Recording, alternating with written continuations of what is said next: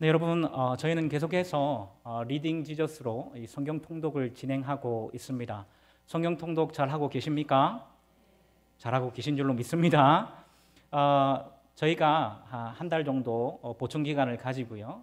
저희가 계속해서 한 2주 정도 예레미야 말씀을 가지고 저희가 통독을 진행을 했었습니다. 그래서 오늘 본문은 사실 월요일에 저희가 읽었던 본문인데요. 저는 이 말씀으로 오늘 본문에서 말씀하고 있는 하나님의 크고 은밀한 일이 무엇인지 알아보고 말씀의 은혜를 나누려고 합니다. 여러분, 예레미야 선지자는 흔히 눈물의 선지자로 알려져 있습니다. 왜냐하면 이 예레미야는요, 남유다 왕국에서 활동했었던 선지자였는데요, 그 남유다 왕국의 최전성기 때 활동했었던 선지자가 아니라 남유다 왕국의 이 요시야 왕 때부터 마지막 왕인 시드기야 왕까지 활동하면서요, 이 남유다의 내리막과 멸망을 직접 목도했었던 선지자였기 때문입니다. 그러니까 선지자로서요, 이 예루살렘 성전, 여러분, 이 예루살렘 성전이 어떤 의미가 있는지 우리는 잘 알고 있지 않습니까? 여러분, 예레미야에게도 이 예레미야 성전이 얼마나 특별한 성전이었겠습니까? 하나님의 임재를 상징하니까요. 그런데 그 예루살렘 성전이 무너지는 것을 직접 목도하고 쓴 성경이 어떤 성경입니까? 예레미야 애가죠. 눈물의 선지자로 그렇게 알려져 있습니다. 특별히 이 예레미야가 처음으로 하나님의 부르심을 받았을 때에 두 가지 환상을 보게 되는데요, 그 중에 하나가 어떤 환상이었냐면 끓는 가마솥이 북쪽에서 남쪽으로 기울어져서 그 내용물이 부어지려고 하는 환상이었습니다. 여러분, 이 환상이 무엇을 의미하냐면 하나님의 심판으로 인해서 남유다가 북방의 민족들로 심판을 받게 된다라는 것을 의미하는 것입니다. 여러분, 그래서 이 예레미야는 이 하나님의 부르심을 따라서요, 하나님의 심판을 선포하면서 남유다 백성들에게 회개를 촉구하는 사역을 잘 감당했습니다. 그런데 오늘 본문 1절 말씀을 보시면요, 그렇게 열심히 하나님이 맡겨주신 사명을 감당했었던 예레미야가 시위대 뜰에 갇혀 있었다라고 말씀하고 있습니다. 여러분, 1절 말씀 우리 다 같이 한번 읽어보실까요? 시작. 예레미야가 아직 시위대 뜰에 갇혀 있을 때에 여호와의 말씀이 그에게 두 번째로 임하니라. 여러분, 여기에 보면 예레미야가 아직 시위대 뜰에 갇혀 있을 때에 여호와의 말씀이 두 번째로 예레미야에게 임했다라고 말씀하고 있습니다. 여러분, 왜 예레미야가 이 시위대 뜰에 갇혀 있었을까요? 여러분, 왜냐하면 이곳에 왕실 근위대가 운영하던 감옥이 있었기 때문입니다. 그러니까 왕의 명령에 의해서 왕이 관리하는 그런 감옥이 있었다는 것이죠. 그래서 시위대 뜰은 궁중 감옥과 동의어로 사용되기도 하는데요, 아마도 예레미야는 예루살렘이 하나님의 심판으로 이 바벨론 왕에게 넘어갈 것이라는 말씀을 선포하다가 이 예언이 반역적이라는 이유로 시드기야 왕에 의해서 감옥에 갇혀 있는 상황이었던 것 같습니다. 여러분, 잘 생각해 보십시오. 이 예레미야의 마음 가운데 얼마나 큰 낙심이 있었겠습니까? 여러분, 지금 이 예레미야가 어떻게 하다가 이 감옥에 갇히게 되었다라고요? 범죄를 저질러서가 아닙니다. 하나님의 사명을 잘 감당하다가 지금 어떤 신세가 되었다고요? 왕의 명령에 의해서. 여러분, 이 왕이 어떤 왕입니까? 하나님의 백성들의 대표 아닙니까? 그런데 여러분, 하나님의 사명을 감당하던 이 예레미야를 감옥에 가두게 했고, 특별히 이 예레미야는요, 사역을 하면서 많은 고난들을 당했습니다. 거짓 선지자들을 통해서도 수치와 조롱을 많이 당하고요, 백성들로부터 많은 배척을 당했습니다. 왜냐하면 메시지 자체가요, 여러분, 우리가 지금 흔히 얘기할 때 여러분 약한 메시지가 아니라 하나님의 심판을 예언하는 그런 메시지였기 때문에 이 백성들도 이 예레미야를 잘 받아들이지 못했어요. 그래서 예레미야가 사역하는 모든 날들 가운데에 많은 수치와 조롱을 당하고 고난을 받는 일들이 많이 있었습니다. 여러분, 이런 예레미야 선지자의 모습을 보면 여러분 어떤 생각을 하시게 됩니까? 여러분, 저는 이 예레미야의 모습을 보면서 우리가 받는 이 고난에 대해서 다시 한번 묵상하게 되었습니다. 여러분, 우리가 당하는 고난들은 물론 우리가 잘못해서 하나님의 심판으로 우리에게 주어지는 고난도 있겠지만요, 우리가 하나님 앞에서 잘 살았는데도 불구하고 하나님의 말씀을 잘 순종했는데도 불구하고 우리에게 고난이 닥쳐올 때가 있습니다. 여러분, 예레미야 선지자가 그것을 잘 보여주고 있다라는 것입니다. 예레미야 선지자는요, 철저하게 하나님의 말씀에 순종했다라는 이유로 철저하게 하나님의 말씀대로 살았다라는 이유로 온갖 고난을 당했습니다.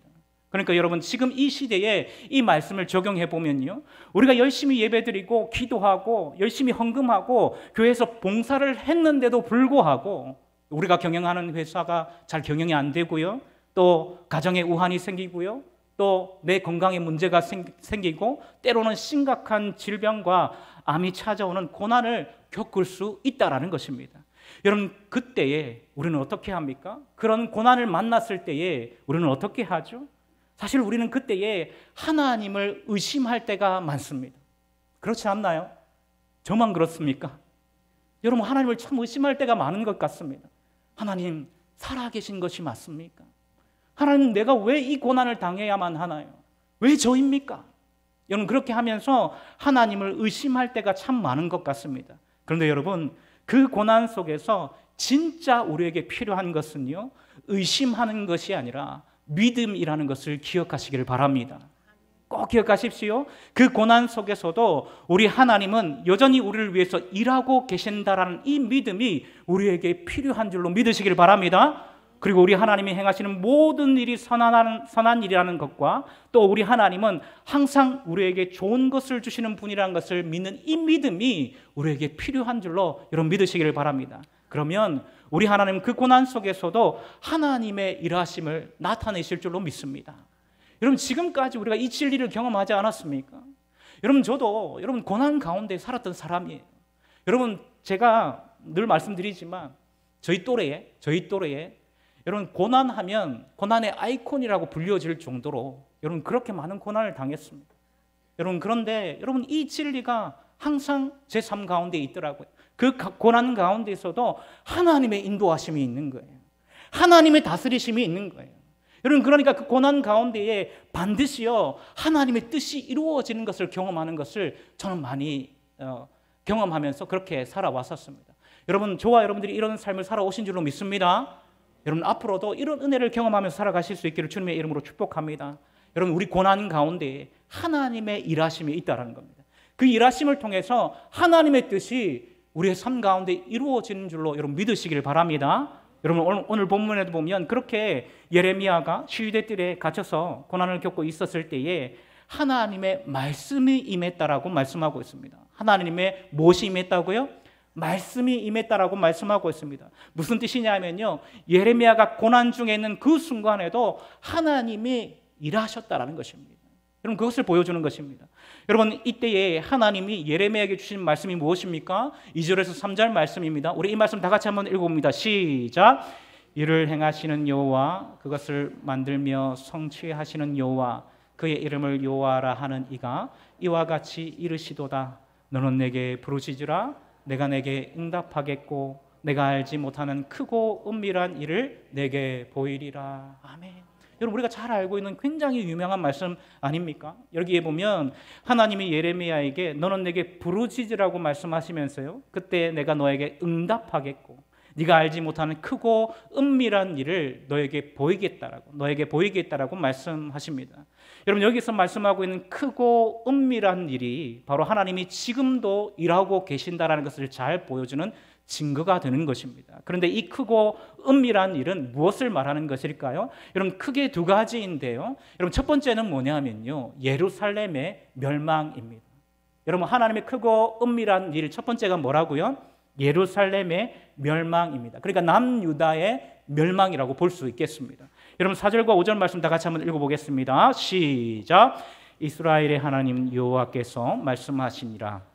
무리가 이 성읍의 가옥과 유다 왕궁을 헐어서 갈대아인의 참호와 칼을 대항하여 싸우려 하였으나 내가 나의 노여움과 분함으로 그들을 죽이고 그들의 시체로 이 성을 채우게 하였나니 이는 그들의 모든 악행으로 말미암아 나의 얼굴을 가리어 이 성을 돌아보지 아니하였음이라. 이렇게 말씀하고 있습니다.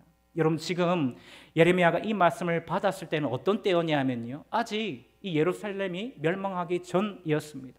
멸망의 징조가 보이지 않았던 그런 때였습니다. 그런데 하나님은 예레미야에게 뭐라고 말씀하시냐면요, 확실히 이 예루살렘이 멸망할 것을 말씀하고 있습니다.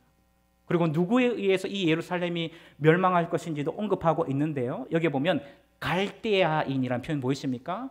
갈대아인에 의해서. 여러분 이 갈대아인이라는 표현은 뭐냐면요, 바벨론 사람들을 관용적으로 표현하는 것인데, 그 바벨론 사람에 의해서 이 예루살렘이 멸망할 것이라고 말씀하고 있습니다. 너희가 아무리 성읍의 가옥과 왕궁을 헐어서 대항할지라도 소용이 없다.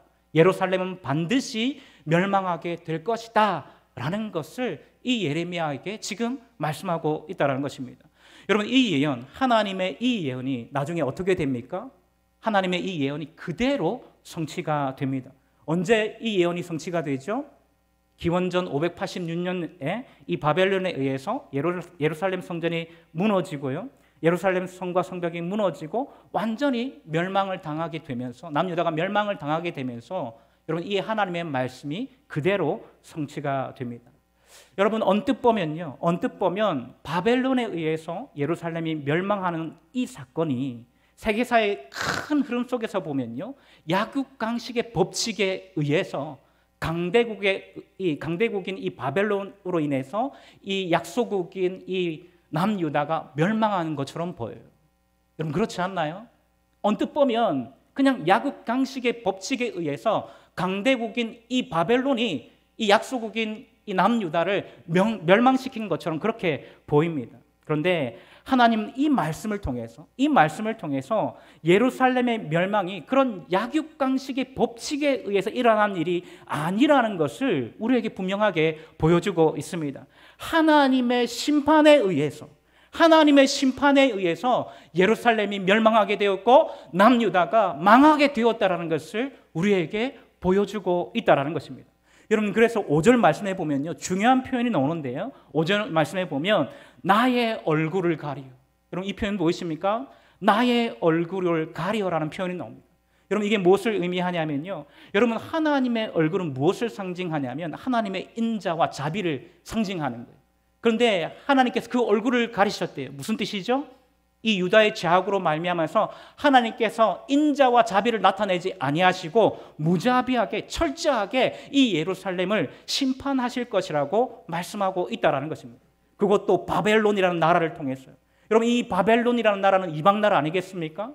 여러분 그 이방 나라를 들어서 하나님께서 이 남유다를 심판하실 것이라고, 그들의 죄악을 철저하게 심판하실 것이라고 말씀하고 있다라는 것입니다.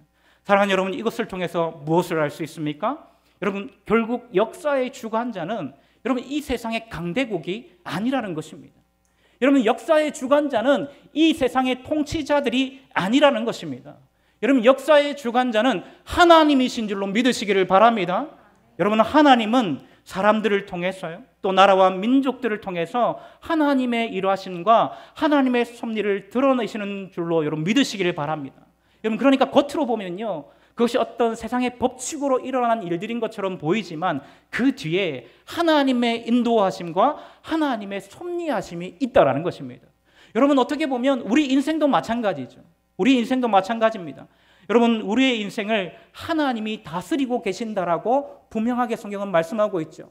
여러분 그중에서 제일 유명한 말씀이 이 말씀 아니겠습니까? 잠언 16장 9절 말씀, 우리가 잘 알고 있는 말씀인데 이 말씀 다 같이 한번 읽어봅니다. 시작. 사람이 마음으로 자기의 길을 계획할지라도 그의 걸음을 인도하시는 이는 여호와시니라. 여러분 아멘이십니까? 믿음으로 아멘 할 수 있기를 주님의 이름으로 축복합니다. 여기 보니까 사람이 마음으로 자기의 길을 계획할지라도 그의 걸음을 인도하시는 이가 누구라고 말씀하고 있습니까? 여호와시니라. 여호와시니라. 여러분 우리의 인생의 길을 하나님이 인도하시는 줄로 믿으시길 바랍니다. 하나님은 우리의 출입을 아시고요, 우리의 앉고 일어섬을 아시고 우리의 중심을 아시는 분이십니다. 그러니까 우리의 삶의 모든 부분에서 우연이라는 건 없는 거예요. 여러분 하나님의 다스림만이 우리 삶 가운데 있는 줄로 믿으시길 바랍니다. 하나님이 우리의 삶을 다 다스리고 계세요. 모든 순간 우리와 함께하고 계십니다. 여러분 하나님께서 우리와 함께 하셔서 하나님의 일하심을 드러내어 주실 것입니다. 여러분 기억하시고 이 하나님의 일하심을 기대하시면서 기도할 때에 하나님의 그 풍성한 일하심을 경험하는 저와 여러분들 될 수 있기를 주님의 이름으로 축복합니다. 그리고 오늘 본문을 통해서 예레미야에게 보여주시겠다고 약속하신 크고 은밀한 이 두 번째는 뭐냐면요, 그렇게 하나님의 심판을 받은 이후에 하나님께서 다시 예루살렘을 회복하신다라는 것입니다. 여러분 6절 말씀입니다. 6절 말씀 다 같이 한번 읽어봅니다. 시작. 그러나 보라 내가 이 성을 치료하며 고쳐 낫게 하고 평강과 성실함의 풍성함을 그들에게 나타낼 것이며. 여러분 8절과 9절 말씀도 다 같이 한번 읽어봅니다. 8절과 9절 시작. 내가 그들을 내가 범한 그 모든 죄악에서 정하게 하며 그들의 내게 범하며 행한 모든 죄악을 사할 것이라.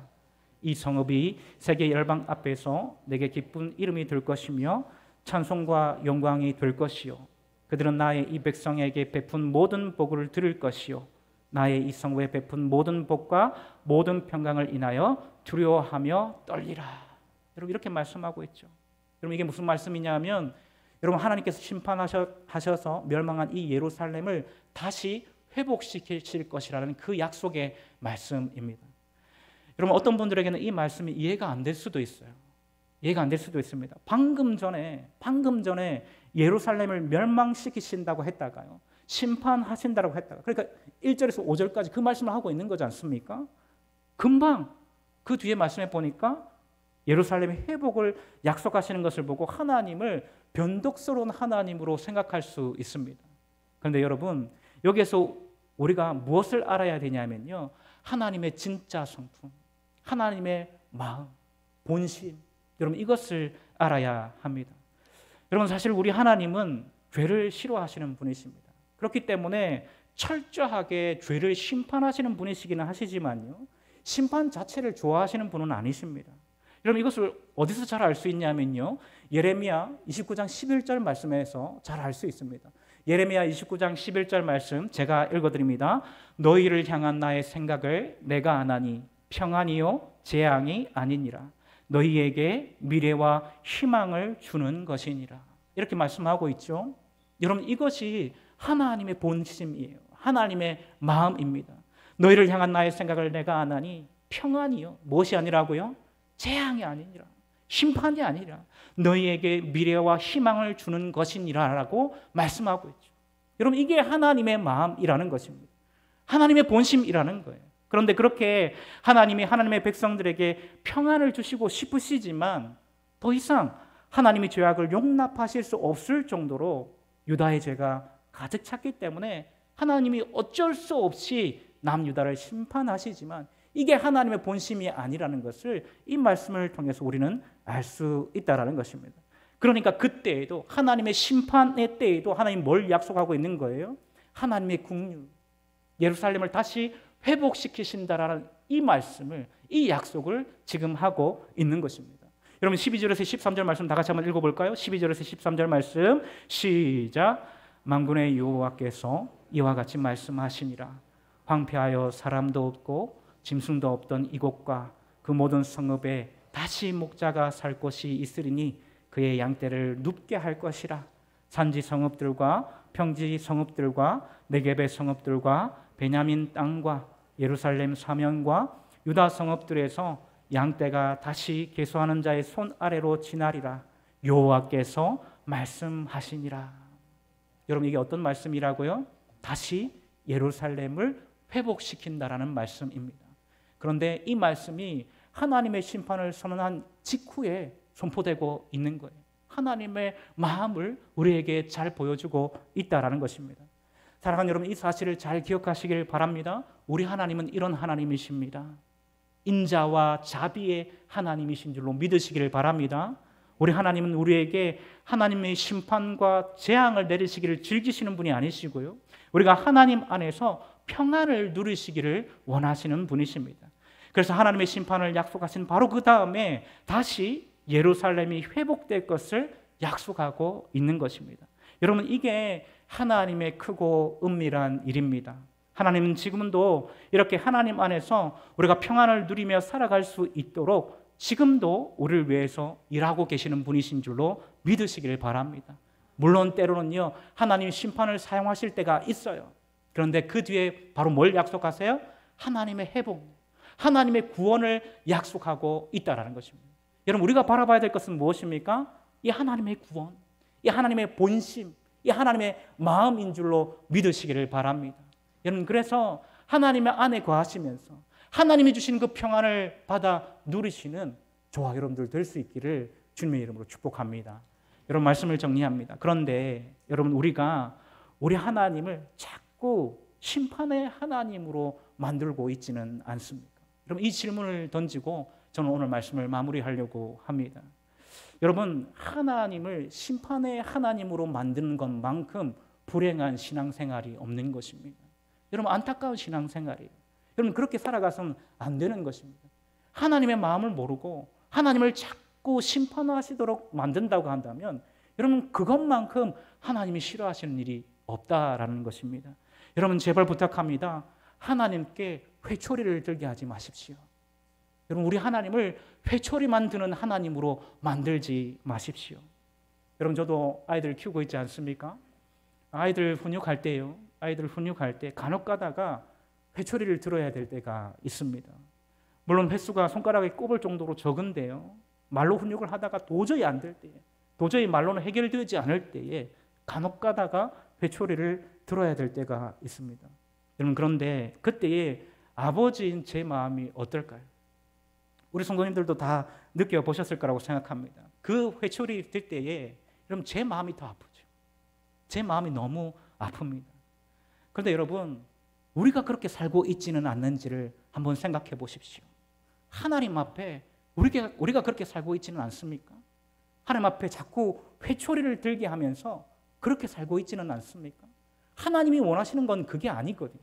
하나님 안에서 참된 평안을 누리시기를 원하시는데, 참된 자유함을 누리시기를 원하시는데, 여러분 우리가 자꾸 하나님 앞에 회초리 들게 만들면서 그렇게 살고 있지는 않습니까? 하나님의 마음을 시원케 해드리는 삶이 아니라요, 하나님의 마음을 아프게 하는 그런 삶을 살아가고 있지는 않습니까?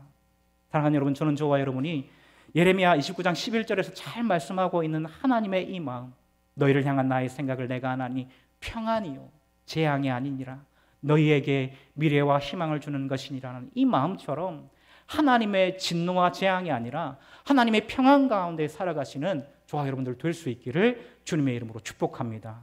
그런데 그렇게 하기 위해서는 어떻게 해야 한다고요? 크고 은밀한 일을 행하시는 하나님을 기억하시면서요, 죄를 반드시 심판하시는 하나님을 기억하시면서 죄를 멀리해야 합니다. 하나님이 회초리를 들지 않으시도록 우리 안에 죄와 싸우되 피 흘리기까지 쌓여야 되는 줄로 믿으시길 바랍니다. 그러면 하나님은 크고 은밀한 일들을 통해서 우리에게 하나님의 한없는 인자와 자비를 나타내어 주실 줄로 믿습니다. 설령 그것이 우리 죄로 인해서 하나님의 심판을 받은 후라 할지라도 우리 하나님은 우리를 다시 회복해 하실 줄로 믿습니다. 여러분 이런 사실을 기억하시고요, 이번 한 주도 이렇게 하나님의 크고 은밀한 일을 풍성히 경험하시면서 하나님의 마음을 아프게 하는 삶이 아니라, 하나님 손에 회초리를 들게 하는 그런 삶이 아니라 하나님의 마음을 시원케 하고 기쁘시게 하는 삶을 살아가는 저와 여러분들 될 수 있기를 주님의 이름으로 축복합니다. 기도하시겠습니다.